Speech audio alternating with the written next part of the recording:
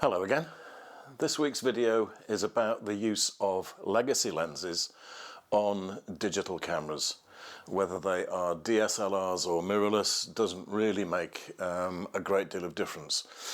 But in particular, I've been amused, if you like, by one particular lens which everybody is raving about, and which, because I've got a few years behind me in respect of photographic retail and photography in general, it amuses me because the lens in question, you probably guessed before I even show you, is the Helios 44, in particular the Helios 44-2, for some reason is now thought of very highly for its artistic merits, if I can use that expression.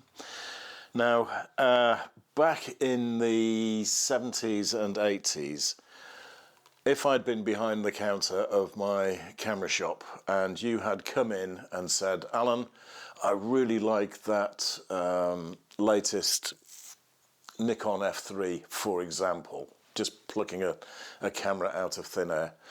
I really like that Nikon F3 and I'd like to trade in my lovely Zenith, in this case it's a Zenith B, with the 58mm Helios lens on it. If I had been in a particularly good mood, I might have actually agreed to take it in part exchange and give you the same price as a skylight filter for the Nikon F3 with its standard lens. They really were in that situation back in the 70s and 80s. Photographic retailers really did not want these things because they were very difficult to sell on.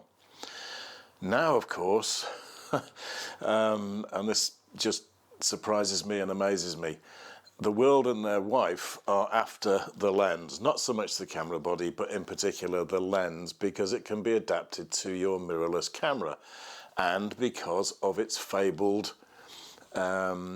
swirly bokeh. The out of focus highlights in the background tend to swirl and give you a sort of circular effect.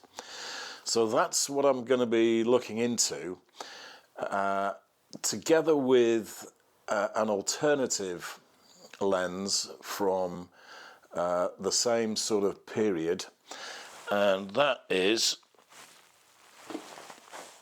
excuse me for reaching down, and that is a Pentacon 50mm 1.8, which in a previous life was known as the Oreston lens by Meyer Optic Görlitz, but when they were taken over by Pentacon VEB, they renamed it the Pentacon 50mm 1.8.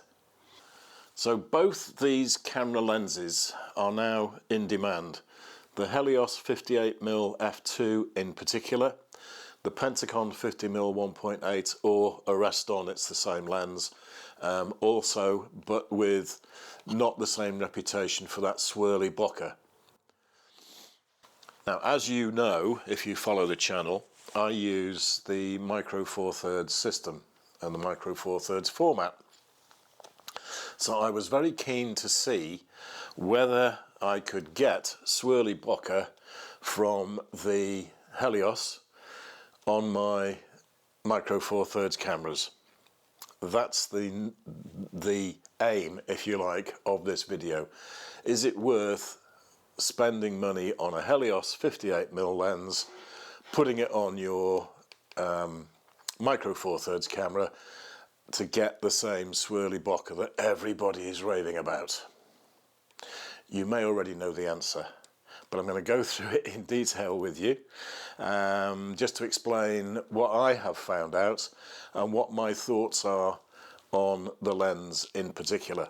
That's the beginning of the video. I am going to show you in detail the lenses that I bought and the cameras that went with them, and give you the backstory behind them. Also the adapter, which is necessary to put any lens like this onto your digital camera. So that is where we're going to head to next. I'll give you some close-up images of the gear in question. So where do you go when you are trying to find a Helios 58mm f2 lens? In my case, I normally trawl the internet, and instead of this time finding one at a reasonable price on eBay, I found one on Facebook Marketplace. The seller was asking £10 for the complete deal, lens and camera, which I didn't argue about at all.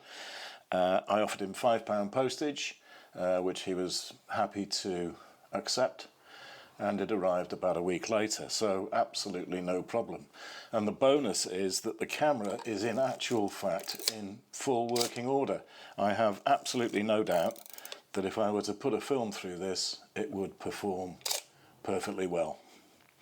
However, we're not so much interested in the Zenith B on this occasion. For those of you who might want some information about Zenith cameras, one of my very early videos featured the Zenith E. I must emphasize it's an early one, but I'll leave a link to it either up above or in the notes down below, because believe it or not, it's the most viewed video that I've ever done. Anyway, back to the lens. So the desirable lenses, again, this is going by what I've picked up off the internet and the authorities on these Russian lenses. The one to look for is actually the 44-2, preferably one made by the KMZ or KMZ factory. The markings, there are 3 or 4 different factories that produce these in huge numbers, millions of them were made. The different factories had different logos, which you can pick up on the side of the beauty ring in the lens here, and I'll put up some of their logos for you so you can identify a lens if you're looking to buy one. From a personal point of view, I wouldn't recommend purchasing any of the later Zenith cameras from the sort of Zenith TTL era. They used a lot more plastics and the construction was just really not quite as good. Anyway, the Helios 44-2 is a copy, or descendant anyway, of the Zeiss Biotar. I'll put a schematic of the construction up on the screen for you. And it has gained this reputation, this almost mythical reputation for swirly bokeh. The outer focus highlights in the background take on a sort of swirl and semicircular look. So I was keen to see if I can get any of that when I put this lens on my Micro Four Thirds bodies.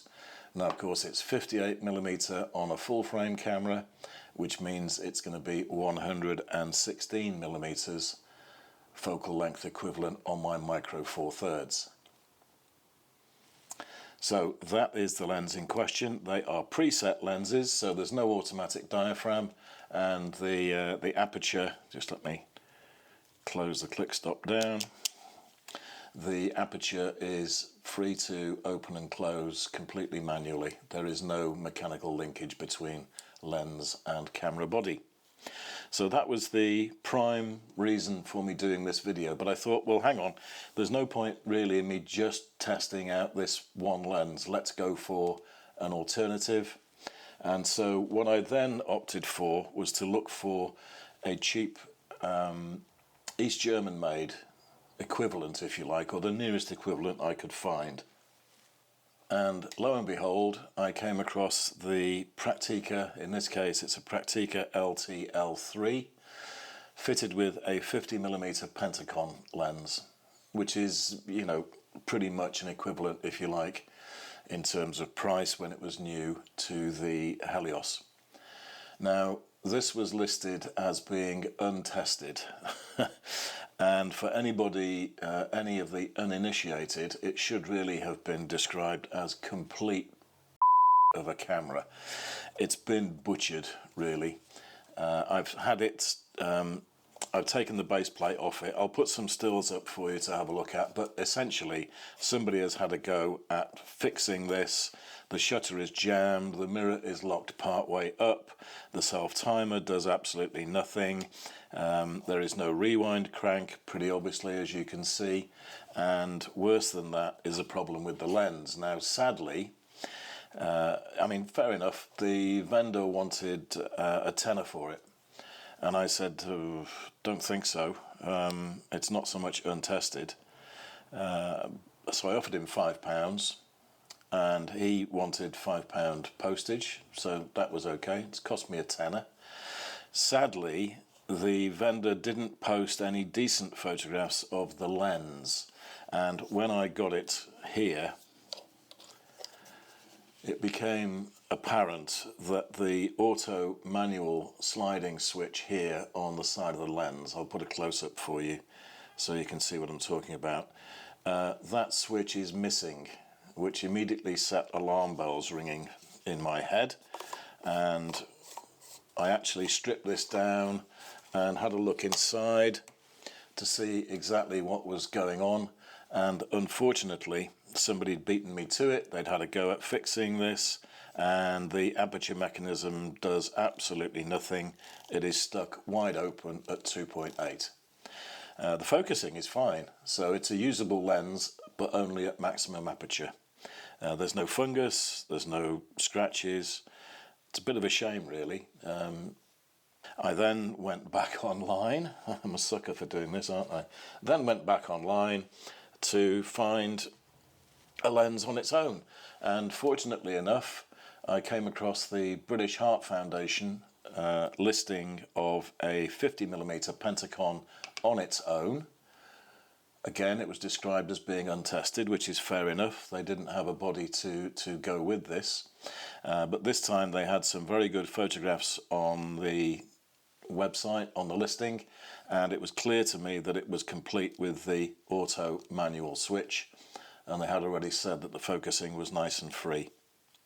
So that's what I opted for. It cost me £10 including, sorry, it cost me £5 plus £3 postage, so £8 in total.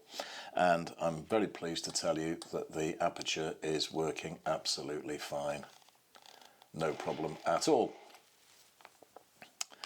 So at last I'd ended up with the lens that I wanted to really have a look at, the Helios, and an alternative, the Pentacon 50mm 1.8. Now, of course, to use these on my particular cameras, you need an adapter, and I very kindly was supplied with one by K&F Concept.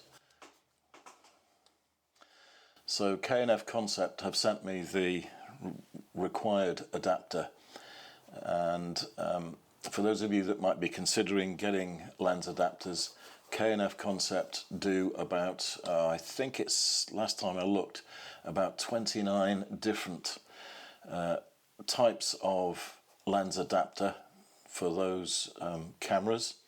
And just to give you an idea, obviously this one is an M42 to micro 4/3 adapter to accept these lenses. And just so you've got an idea of the scale of the number of adapters that are available, there are 20, I think it's 24 different camera body adapters that they make with an M42 conversion. So you can be pretty much rest assured that whatever camera you own, they're going to produce an adapter to actually accept it. They all come in a hard plastic box like this, and the M42 adapter, just let me take it out of they come in a little bubble wrapped bag, which is nice. We'll get rid of that, and inside the box is, if I can get it out, let's get rid of the box. So there's the adapter. I'll give you a close-up look at it. I like these because, unlike a lot of the cheaper adapters that I've bought in the past, there are no sharp edges on this at all. It's all really well machined, and it's a nice solid chunk of metal. Now, M42 adapters always come supplied with an Allen key, which hopefully you can see there. And the reason for that is that when you screw an M42 lens onto your adapter, they don't always line up. So if you look at the indexing mark for the top of your camera, which is here, the red dot, you'll notice that the index line on the lens is slightly offset.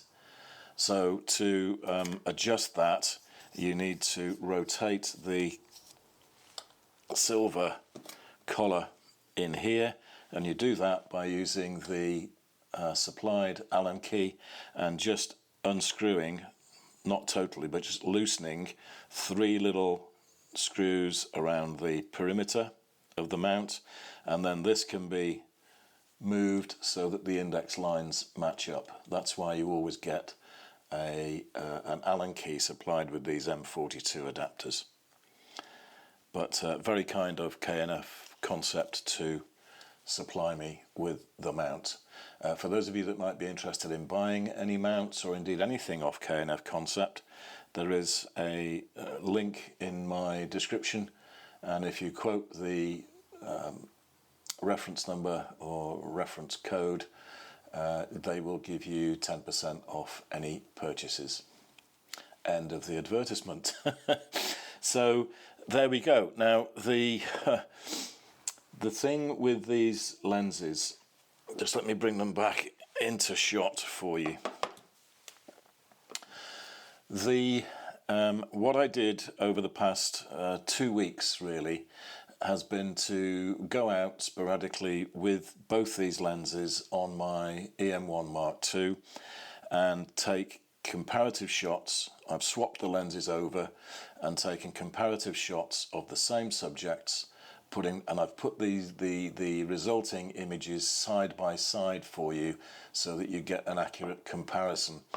In every case with these side by side images, the left hand image is one taken on the Helios and the right hand image is taken on the Pentacon.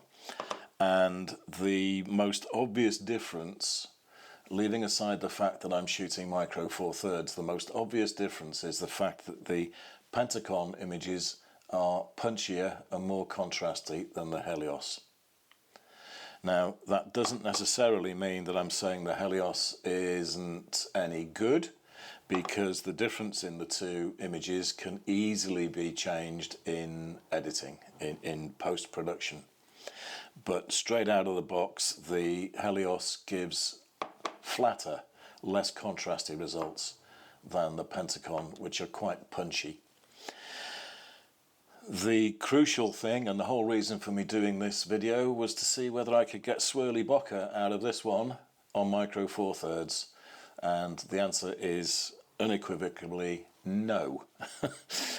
Because the micro four thirds sensor is only using the center section of the imaging circle, the swirly part of the image area from the Helios is lost. And I'm not sure what you will think, but if you compare the outer focus backgrounds of the two lenses, there's not a great deal of difference between them. There might be a bit more of a sort of bubble effect coming from the Helios, not swirly, but the blown out highlights might be a bit more bubble shaped than the Pentacon. But I think both are acceptable to me anyway. I have to say that going from the results on my micro four thirds, I would probably plump for a Pentacon or an Areston 1.8 compared to the Helios. I'll wait for the hate comments as they flood in. But there we are. That's from a micro four thirds perspective. I hope you enjoy some of the still images. I was out in Liverpool at the weekend with, interestingly, one of my subscribers. Andrew from Anglesey came over to see me, and we spent a couple of hours down on the waterfront in Liverpool. It was great to see you, and I hope we can do it again sometime. But I really do thank you for your company. It was most enjoyable. I don't know whether you got any better images than I did. I was messing around with this thing most of the time with the Helios. Not very successfully, I have to be honest. There we are. Was it worth my while to get the lenses? Yes, it was, because they cost me peanuts. Hopefully it's produced an informative video for you, because there's no way, in my opinion, with a micro four thirds sensor that you are going to get the kind of swirly bokeh that everybody raves about. It gives you nice out of focus highlights in the background, but no different, in my opinion, than the ones that you can get by using a Pentacon or any other sort of lens. Bear that in mind. If, of course, you are using APS-C or a full-frame censored camera, then there shouldn't be any issue. If you like that swirly bokeh, then you should be able to get it without any problem. Just please don't spend £50–60 on one. At one stage, really, you couldn't give them away. I know things change, fashions change. Sadly, I haven't. I hope you enjoyed the video. Stay safe, enjoy your photography, vintage lenses, whatever it might be, and I'll see you all again very soon. Bye for now.